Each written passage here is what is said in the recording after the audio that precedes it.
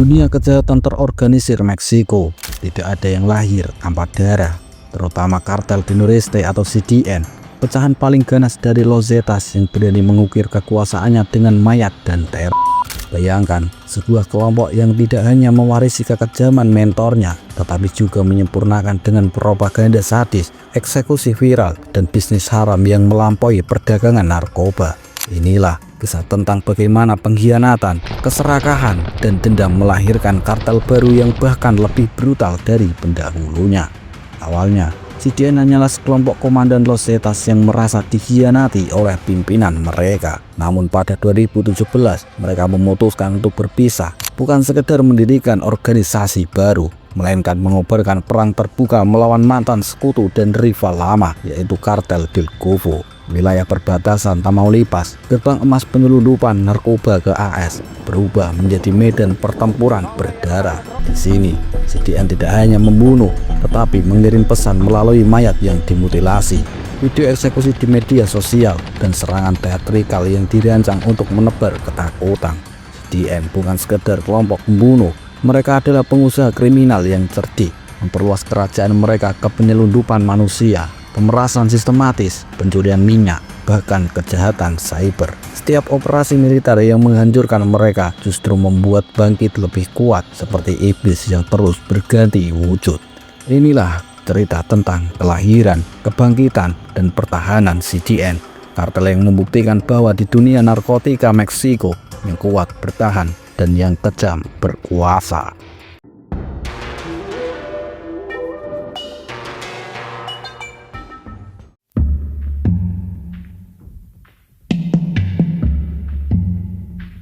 Kartel di Noreste atau CDN tidak lahir dari kekosongan. Mereka adalah produk dari pengkhianatan, perpecahan, dan warisan kekejaman yang ditinggalkan oleh Los Zetas, salah satu kartel paling brutal dalam sejarah kejahatan terorganisir Meksiko.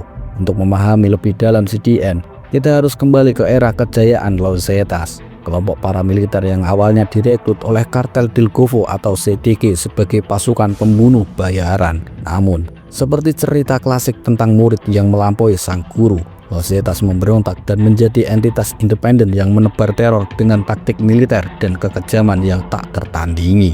Pada puncak kekuasaannya, Los Zetas menguasai rute narkoba penting, memonopoli perdagangan manusia, dan bahkan terlibat dalam pencurian minyak dari pipa pemerintah. Namun, keserakahan dan persaingan internal mulai menggerogoti fondasi mereka. Pada 2017, sekelompok komandan Zetas di wilayah Nuevo Laredo yang merasa dikhianati oleh kepemimpinan pusat memutuskan untuk memisahkan diri.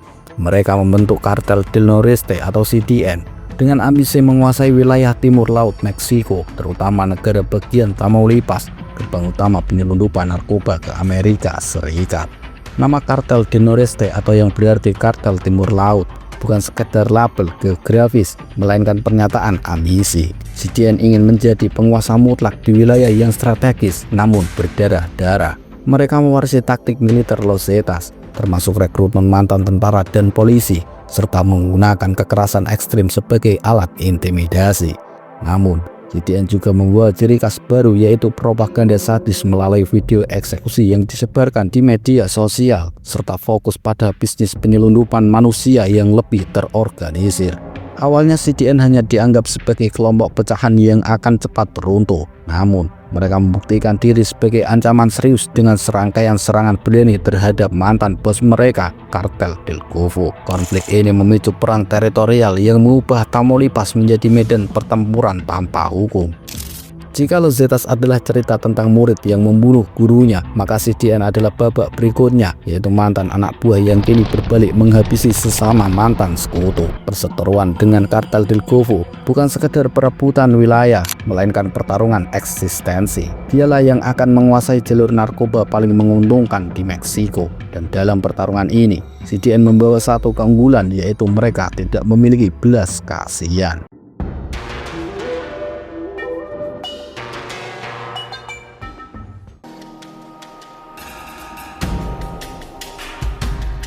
Ketika CDN secara resmi memisahkan diri dari warisan Los Zetas pada 2017, mereka tidak hanya mendeklarasikan kemerdekaan, tetapi juga menyatakan perang terbuka melawan kartel del Golfo dalam konflik yang akan mengubah landscape kriminal timur laut Meksiko selamanya. Pertempuran antara mantan sekutu yang berubah menjadi musuh bebuyutan ini menciptakan salah satu periode paling berdarah dalam sejarah kejahatan terorganisir Meksiko modern dengan tingkat kekejaman yang bahkan membuat veteran perang narkoba tercengang. Akar konflik ini bisa ditelusuri kembali ke hubungan simbiosis yang rumit antara CDG dan Los Zetas. Dulunya, Los Zetas adalah sayap kiri CDG sebelum memberontak dan menjadi pesaing utama. Sekarang, CDN sebagai penerus spiritual Los Zetas di timur laut Meksiko melanjutkan tradisi pengkhianatan ini dengan lebih brutal. Wilayah Tamaulipas, khususnya koridor strategi Nuevo Laredo hingga Matamoros, menjadi medan pertempuran utama, di mana kedua kartel memperebutkan kontrol atas rute penyelundupan bernilai miliaran dolar ke Amerika Serikat. Strategi CDN dalam perang ini menggabungkan taktik militer terlatih warisan Los Zetas dengan psikologi teror yang lebih canggih. Mereka tidak hanya membunuh musuh, tapi juga menciptakan teater kekerasan. Mayat-mayat yang dimutilasi secara ritualistik sering ditinggalkan di tempat umum dengan pesan-pesan ancaman yang ditulis di kulit korban. Video penyiksaan dan eksekusi diedarkan secara luas di media sosial, tidak hanya sebagai peringatan untuk CDG, tetapi juga sebagai alat rekrutmen untuk menarik anggota baru yang terpesona oleh kekuasaan dan kekejaman. CDG yang lebih mapan awalnya meremehkan ancaman dari pecahan baru ini, tetapi tidak lama CDG segera menyadari kesalahan mereka. CDN menunjukkan fleksibilitas taktis yang mengganggu struktur komando tradisional CDG. Mereka mengadopsi formasi sel kecil yang semi-otonom yang membuatnya lebih sulit dibasmi. Serangan mereka terhadap CDG seringkali bersifat teatrikal dan simbolis, seperti merebut truk-truk pengangkut narkoba CDG lalu membakar di pusat kota, atau menyusup ke bar dan klub malam yang diketahui menjadi tempat berkumpulnya anggota CDG untuk melakukan pembantaian massal. Puncak kekerasan terjadi antara 2018 hingga 2020 ketika pertempuran jalanan rutin terjadi di siang bolong.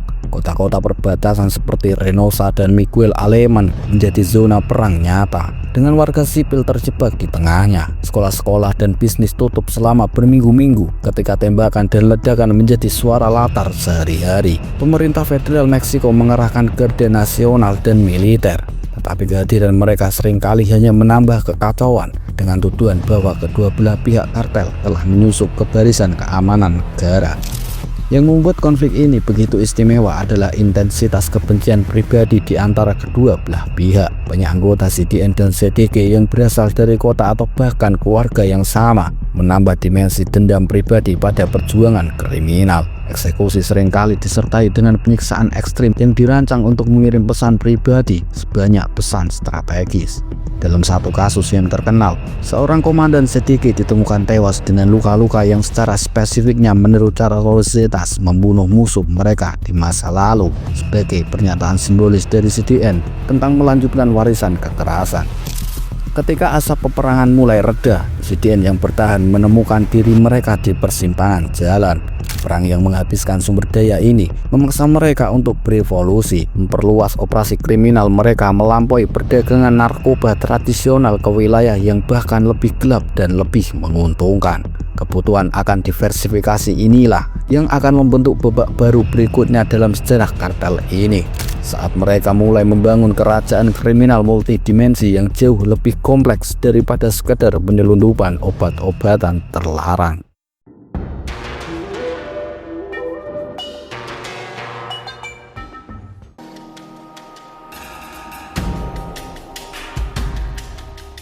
Meskipun CDN muncul dari warisan perdagangan narkoba Los Zetas, mereka dengan cepat menyadari bahwa untuk bertahan di dunia kriminal yang terus berubah, diversifikasi adalah kunci. Narkotika tetap menjadi tulang punggung operasi mereka, terutama penyelundupan kokain, metamfetamin, dan heroin melalui perbatasan AS Meksiko yang diporotis di Tamaulipas. Namun, lebih dari itu, CDN membangun kerajaan kriminal mereka dengan menjelajahi bisnis-bisnis haram lain yang sama menguntungkannya dan seringkali lebih berbahaya bagi masyarakat. Salah satu sumber pendapatan utama mereka adalah penyelundupan manusia. Memanfaatkan lokasi strategis mereka di perbatasan utara Meksiko, CDN mengendalikan rute-rute rahasia yang digunakan untuk para migran dari Amerika Tengah dan Selatan untuk mencapai AS. Mereka memeras orang-orang yang putus asa ini, menahan mereka di safe house yang lebih mirip penjara, dan seringkali menyiksa atau bahkan membunuh mereka jika keluarga tidak mampu membayar tebusan. Pada 2001, sebuah operasi AS mengungkap jaringan CDN yang bertanggung jawab atas penyelundupan ratusan migran. Beberapa di antaranya ditemukan tewas karena kekerasan atau kondisi yang tidak manusiawi. Selain itu, CDN juga menjalankan operasi pemerasan sistematis terhadap bisnis-bisnis lokal, dari toko-toko kecil hingga perusahaan transportasi. Tidak ada yang aman dari kuota atau pajak perlindungan yang harus dibayar jika ingin tetap hidup. Mereka yang menolak akan menghadapi konsekuensi mengerikan seperti pembakaran, penculikan, dan eksekusi di tempat. Di beberapa kota, CDN bahkan memiliki daftar tarif resmi untuk berbagai jenis usaha, menunjukkan betapa terorganisirnya pemerasan ini. Bisnis lain yang semakin menguntungkan bagi CDN adalah pencurian bahan bakar minyak. Dengan menyuap atau mengancam pekerja di perusahaan minyak negara Pemex, mereka mencuri minyak mentah dari pipa-pipa bawah tanah untuk kemudian dijual di pasar gelap. Praktik ini dikenal sebagai huachicoleo yang sempat menyebabkan kelangkaan bahan bakar di beberapa wilayah dan kerugian miliar peso bagi pemerintah Meksiko. Yang lebih mengkhawatirkan adalah ekspansi CDN ke dunia cybercrime. Dalam beberapa tahun terakhir, mereka mulai terlibat dalam penipuan online, pemerasan digital, dan bahkan peretasan sistem keuangan dengan merekrut pakar teknologi dan universitas atau memaksa ahli komputer bekerja untuk mereka. CDN perlahan membangun divisi cyber yang memungkinkan mereka melakukan kejahatan tanpa harus selalu menggunakan kekerasan fisik.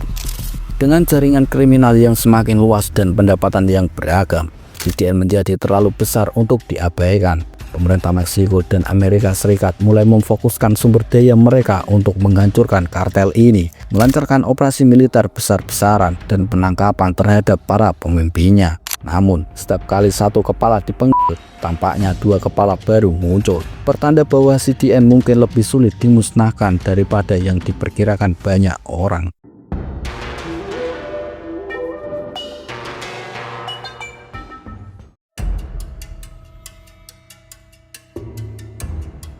Ketika kekerasan yang dilancarkan kartel di Noreste semakin tak terkendali, pemerintah Meksiko dan Amerika Serikat meluncurkan serangkaian operasi militer dan hukum yang menjadi salah satu upaya paling masif dalam perang melawan narkoba.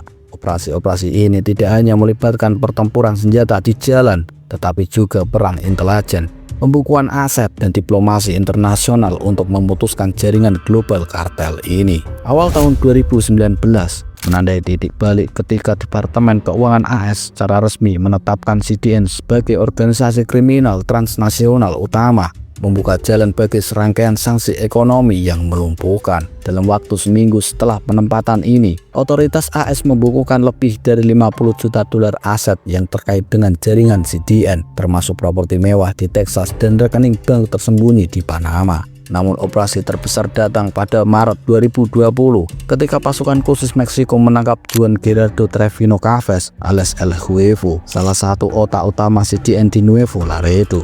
Penangkapan ini dilakukan setelah pertempuran sengit yang berlangsung selama 36 jam dan melibatkan helikopter tempur serta unit pasukan khusus.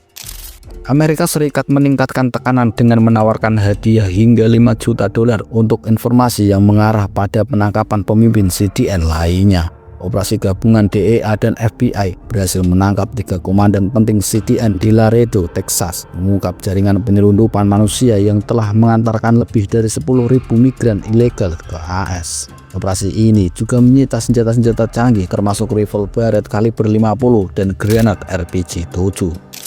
Tahun 2022 menjadi saksi salah satu pukulan paling telak terhadap CDN ketika pasukan keamanan Meksiko berhasil melacak dan membunuh Joseph Alfredo Cardenas Martinez alias Contador, tangan kanan pemimpin CDN di Matamoros. Operasi ini melibatkan teknologi drone pengintai dan bantuan intelijen dari DEA, menunjukkan tingkat kerjasama internasional yang belum pernah terjadi sebelumnya dalam memerangi kartel ini.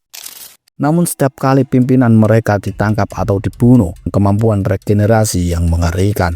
Struktur seluler mereka yang terdesentralisasi memungkinkan pemimpin baru muncul dengan cepat.